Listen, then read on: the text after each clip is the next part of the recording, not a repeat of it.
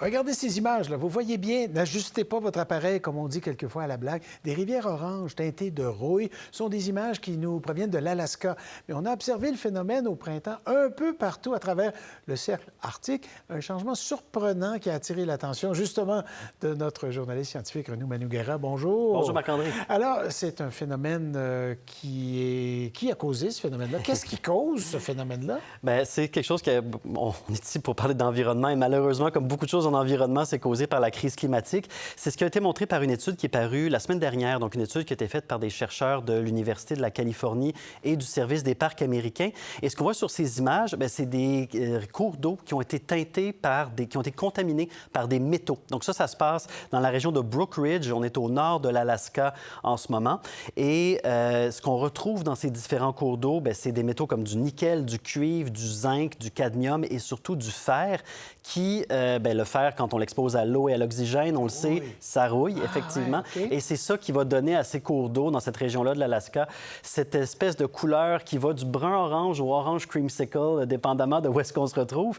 Et des rivières qui prennent une couleur rouille comme ça, c'est pas un phénomène qui est nouveau en soi. On l'a déjà vu par le passé, parfois pour des causes naturelles, dans des régions riches en métaux. On l'a vu dans le cas de contamination de cours d'eau par l'industrie minière.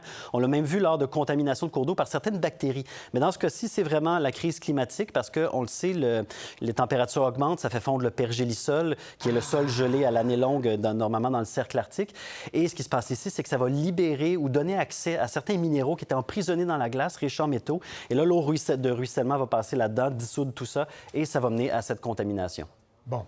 Alors, naturellement, si on a des piscines à la maison, on surveille toujours la qualité, la couleur ou la transparence de l'eau, etc. Elle n'est plus très transparente. Est-ce que ça, c'est pas transparent du tout, qu'en est-il de la qualité de l'eau? Est-ce que ça l'affecte? Cette eau-là, effectivement, elle n'est pas très bonne. Non seulement elle est toxique parce que certains métaux en soi sont toxiques une fois dans l'eau, mais en plus, la réaction chimique vient affecter l'acidité de l'eau. Donc, le pH de l'eau, normalement, dans les rivières de l'Alaska, dans cette région-là, on est autour de 8.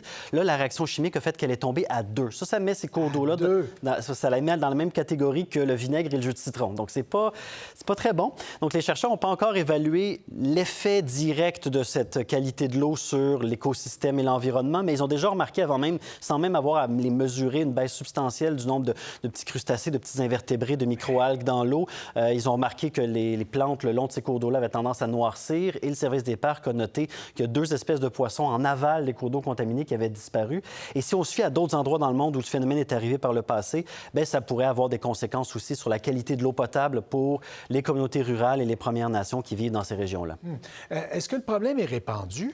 Eh bien, le phénomène est connu depuis 2008, mais selon les chercheurs, il a vraiment commencé à prendre de l'ampleur depuis 2018. Cette étude-là, en fait, c'est un des premiers vrais recensements de la situation. Donc, eux ont trouvé 75 cours d'eau qui ont été contaminés de cette façon-là, seulement dans cette région-là, donc de Brook Ridge au nord de l'Alaska.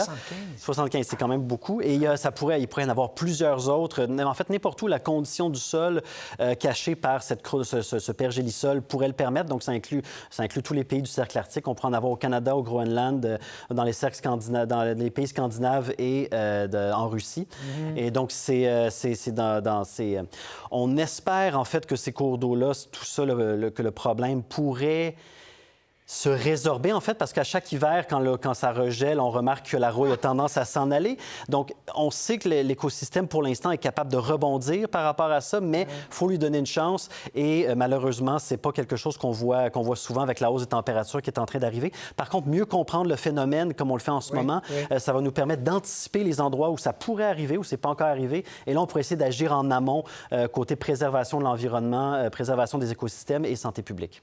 Quel phénomène, hein, de voir ça, de cette couleur-là. Ça découpe dans les cours d'eau derrière vous. Là, c'est pas une couleur qu'on est habitué de voir sillonner dans les vallées. Non, on ne veut pas voir ça. Très bien, merci beaucoup, Renaud. Ça fait plaisir, au revoir. Pour voir nos émissions en entier, rendez-vous sur la chaîne Ici RDI.